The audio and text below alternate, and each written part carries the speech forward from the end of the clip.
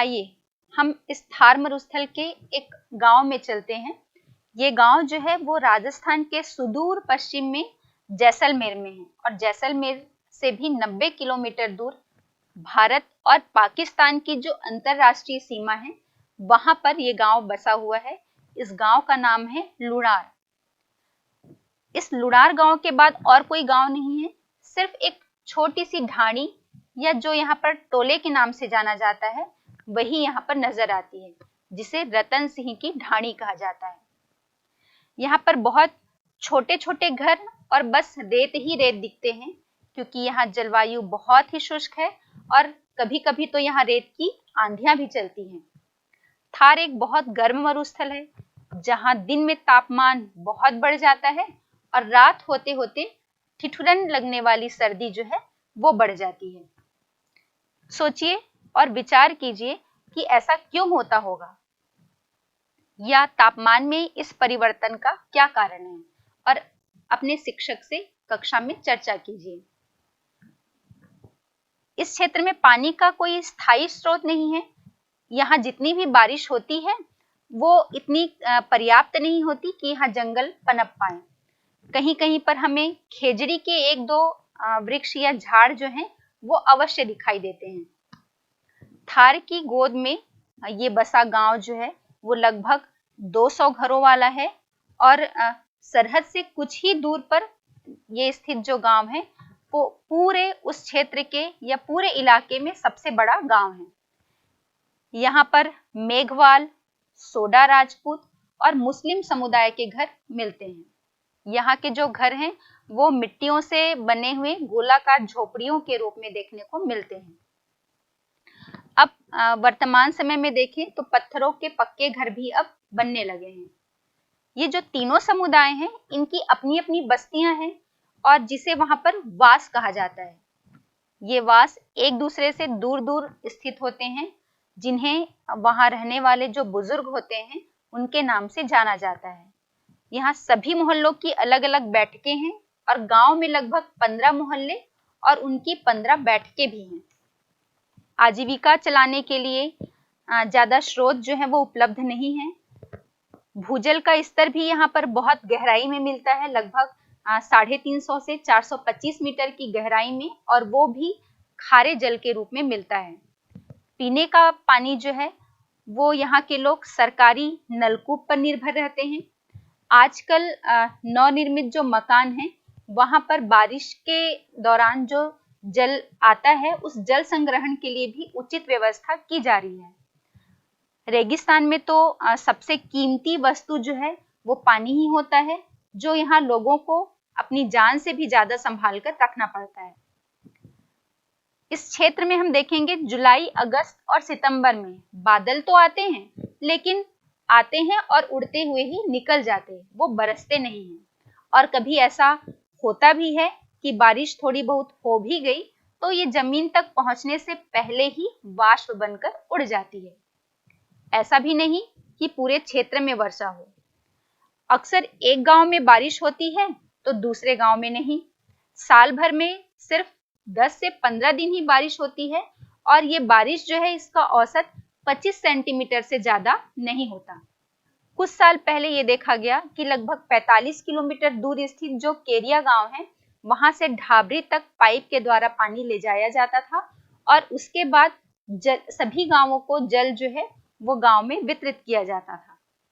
और आज भी बहुत सारे लोग यहाँ पानी को छोटी छोटी कुइयों में संभाल कर रखते हैं। आप चित्र में भी देख पा रहे होंगे कैसे कुछ लोग इन पर ताले भी लगा कर रखते हैं, क्योंकि अभी हमने कहा ना कि जान से भी ज्यादा संभाल कर यहाँ पानी को रखा जाता है। और इससे पता चल रहा है कि जल कैसे एक रेगिस्तान में सबसे बहुमूल्य संसाधन है। आजीविका चलाने के लिए यहाँ लोग अधिकांशतः पशुपालन करते हैं या मजदूरी करते हैं। खेती तो ज्यादा संभव नहीं है। कुछ ही एक जो परिवार हैं वो लगभग 5 से 6 महीनों के लिए कृषि करते हैं, जो पूरी तरीके से बारिश पर निर्भर होती है। और बारिश की कमी के कारण ज्वार और बाजरा ही यहाँ की प्रमुख फसल है, जिन्हें पानी की कम आवश्यकता होती है। लोग मतीरे, खरबूजे के समान एक फल होता है मतीरा, इस मतीरे के बीज भी बेचते हैं और जिससे तेल निकाला जाता है।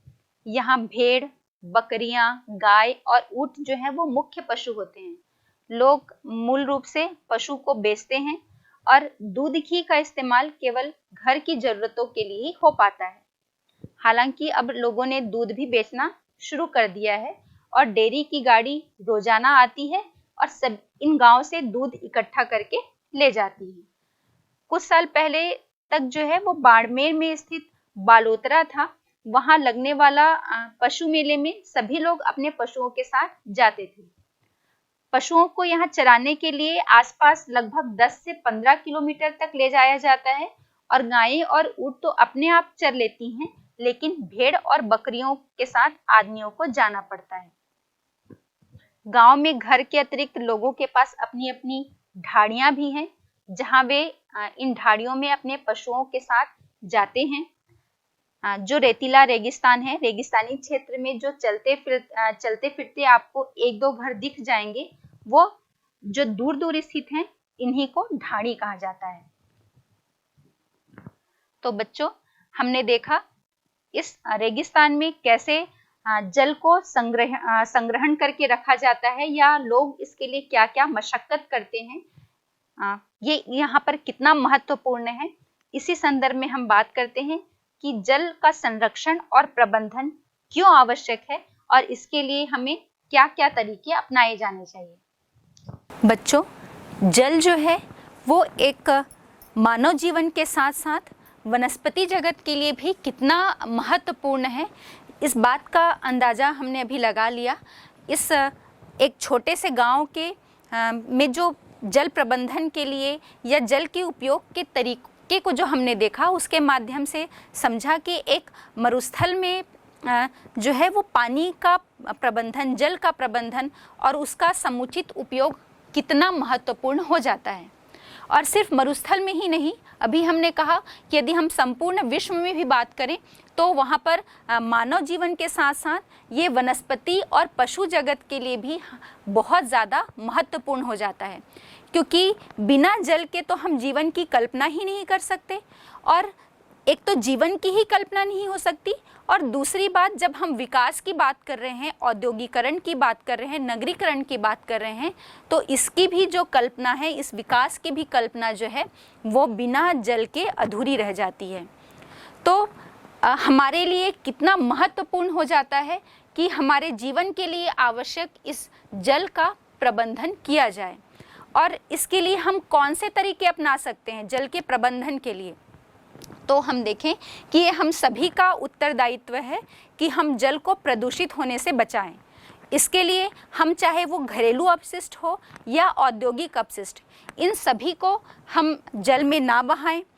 इसके साथ ही साथ हम ये देखेंगे कि जो पीने के पानी के स्रोत होते हैं, उसके आसपास जो है वो हम जल को दूषित ना करें, या दूसरे कपड़े धोने के लिए या फिर हम कहें कि नहाने के लिए, ये सभी चीज़ों के लिए वहाँ पर पीने के पानी के या पेयजल के स्रोत के आसपास इस तरह से जल का उपयोग जो है वो ना किया जाए। जो हमारा भूमिगत जल है, जो लगातार जिसका लेवल स्तर जो है वो नीचे गिरता जा रहा है, उसे बचाने के लिए हमें समुचित उपाय जो हैं वो करने चाहिए। साथ ही साथ हम देखेंगे जो अधिक वर्षा वाले क्षेत्र हैं, उन अधिक वर्षा वाले क्षेत्रों से जहाँ पर वर्षा की कमी है और जल की आवश्यकता अधिक है, तो उस अधिक वर्षा वाले क्षेत्र से कम वर्षा वाले क्षेत्र की तरफ हमें नहरों के माध्यम से हम जो है पानी को वहाँ तक पहुँचा सकते हैं और वहाँ पर लोगों की आवश्यकता को पूरा कर सकते हैं। तो ये कुछ तरीके हैं जिन्हें अपनाकर हम अपने जल की आवश्यकता को पूरा कर सकते हैं, या मैं ये कहूँ कि जल का एक समुचित प्रबंधन जो है वो हम अपना सकते हैं। और हम प्राचीन समय से ही देखते हैं कि जल को सुरक्षित रखने के लिए, संरक्षित रखने के लिए प्राचीन समय से ही कुछ तरीके जो हैं वो परंपरागत तरीके अपनाए जाते हैं। इसके लिए कुएं बनाना, बावड़ी बनाना, तालाब बनाना, या नदी के मार्ग को मोड़कर जो जहाँ पर अधिक सिंचाई की आवश्यकता है या अधिक जल की आवश्यकता है, उन स्थानों तक इस आवश्यकता को पूर्ति करना, जो जल है जिसमें जल कुंभी की अधिकता हो जाती है, जिससे जल दूषित होता है, उसे साफ करना, ये कुछ तरीके हम पहले से ही देखते आ रहे हैं, प्राचीन समय से ही देखते आ रहे हैं, जिसे अपनाकर जो है जल का प्रबंधन किया जाता है। लेकिन अब हम देख रहे हैं कि जल का ये जो हम परंपरागत जो प्रबंधन है, अब इसे बहुत अधिक चुनौतियों का सामना करना पड़ रहा है। वो क्यों? वो इसलिए कि वर्तमान में जो ये जो जल स्रोत हैं, जैसे हमने बात की कुएं, बावड़ी, तालाब, ये सब की उपेक्षा की जा रही है। और बहुत सारी जो पुरानी बावड़ियाँ हैं, बावड़ियाँ मतलब जो छोटे तालाब होते हैं, है ना, वहाँ पर इन तालाबों आदि पर जो है वो अतिक्रमण कर लिया जा रहा है। और जब इन्हें अतिक्रमण कर रहे हैं तो इन्हें इन तालाबों और बावड़ियों को पाट दिया जाता है, बंद कर दिया जाता है। जबकि आज जो है वो जल संकट के निराकरण के लिए कहें, हम इस समस्या के समाधान के लिए ये एक महत्वपूर्ण साधन हो सकता है, जिसे हम अपने विकास की आड़ में इसका जो दुरुपयोग है वो कर रहे हैं। टांका जो है वो थार मरुस्थल की या थार के इलाके की एक परंपरागत वर्षा के जल को संग्रहण करने की विधि होती है। एक प्रकार से हम कह सकते हैं टांका जो है वो एक भूमिगत छोटा सा कुआं होता है, जहां पर मकानों के छत और जो अन्य पक्के क्षेत्र होते हैं, जल संग्रहण क्षेत्र होते हैं, वहाँ से जो जल, वर्षा का जल बह कर आता है, वो इन पक्के टांकों में पहुंचा दिया जाता है, या वहाँ तक उसका स्रोत जो है वो बना दिया जाता है, जिससे इन छतों से या पक्के जल संग्रहण क्षेत्रों से उन टांकों की तरफ जो है वो पानी वहाँ पर स्टोर हो जाता है। ये लगभग 5 मीटर की गहराई पर बनाए जाते हैं और लगभग 2 से 3 मीटर की चौड़ाई वाले होते हैं ये टांके। और टांके की जो बाहरी दीवार होती है, जहाँ से जल आता है, वहाँ पर फिल्टर या एक छन्नी लगा दी जाती है, जिससे कि जो गंदा जल है वो साफ़ हो जाए। हम देखेंगे कि थार के इलाके में जो बाड़मेर है, जैसलमेर और बीकानेर, इन तीनों ही ज़िलों में ये जो टांका है वो बहुतायत में पाया जाता है। और बच्चों, हम तो इस बात से बहुत अच्छे से हमें ज्ञान है कि अभी वर्तमान में भी जो भूमिगत जल का स्तर नीचे जा रहा है, तो ये अब नई जो बिल्डिंगें बन रही हैं, नए भवन का जो निर्माण किया जा रहा है, वहाँ पर इस बात को प्रमुखता दी जा रही है कि वर्षा का जो जल छत में आता है, इन पक्के छतों में आता है, उसका संग्रहण किया जाए भूमिगत तरीके, या हम कहें कि धरातल के नीचे एक संग्रहण केंद्र बना दें, हम कहें कि छोटा सा कुआं बना दें, जहां से इन छतों का पानी या सड़कों का जो पानी है वो वहां से व्यर्थ ना बह जाए और वहां पर स्टोर हो जाए, जिससे कि भूमिगत जल का स्तर जो है उसे हम बराबर बना कर रखें, वो बहुत ज़्यादा नीचे ना जाने पाए। हमने देखा कि ये कुछ विधियां थी जल संरक्षण की परंपरागत विधियां। अब हम आधुनिक जीवन में या आधुनिक समय में जल संरक्षण को किस तरह से संरक्षित रखते हैं जल को, तो आधुनिक जो जल संरक्षण की विधियां हैं उस पर चर्चा करते हैं। अभी वर्तमान समय में जल संरक्षण के लिए प्रतिवर्ष 22 मार्च को जल संरक्षण दिवस मनाया जाता है। इसके साथ ही साथ जो वर्तमान समय में हम जल संकट से जूझ रहे हैं, तो इस और लगातार बढ़ते हुए इस जल संकट को देखते हुए जल संरक्षण के लिए इसके अलावा और भी कुछ विधियों को अपनाया गया है, जैसे बांध और नहर बनाना, बूंद बूंद और फव्वारा सिंचाई प्रणाली, जिसे ड्रिप एंड स्प्रिंकल इरिगेशन भी कहा जाता है। इसके साथ ही जो दूषित जल होता है उसे साफ करके रिसाइकल करना, मतलब उसे फिर से उपयोग के लायक बनाना। और इसमें सबसे अधिक जो है आधुनिक विधि, जिसे रूफटॉप जल संग्रहण विधि कहते हैं, इसमें सबसे नवीन और कम वर्षा वाले क्षेत्रों के लिए सबसे अधिक उपयोगी विधि है रूफटॉप जल संग्रहण विधि, इसकी अभी हमने थोड़ी देर पहले चर्चा भी की थी कि वर्षा का जो जल मकानों की छत पे, बिल्डिंगों की छत पर जो रहता है, उसे ज़मीन के नीचे एक टंकी बनाई जाती है, पानी की टंकी या हौज का निर्माण किया जाता है, और इसमें उस भवन या जो भी बिल्डिंग है, मकानों की जो छतें हैं, उसमें वर्षा का जो जल आता है उसे इस टंकी में स्टोर करके, संरक्षित करके रखा जाता है। और जब भी आवश्यकता होती है, जितनी मात्रा में आवश्यकता होती है, उस मात्रा के अनुसार जो है वो इस पानी का प्रयोग किया जाता है। तो बच्चों, हमने बात की कि जल का संरक्षण और वर्तमान में इसकी बढ़ती हुई आवश्यकताओं पर भी हमने बात की, और ये हमारे लिए कितना आवश्यक हो जाता है। और इसीलिए हम एक तो सभी जगह में, विश्व में, चाहे हम किसी भी क्षेत्र में चले जाएं, इसके बिना भी हमने कहा ना कि अपने जीवन की कल्पना नहीं कर सकते। लेकिन जहाँ पर कम वर्षा वाले क्षेत्र हैं या जो शुष्क क्षेत्र हैं, मरुस्थलीय क्षेत्रों की जब हम बात करते हैं, तो यहाँ तो ये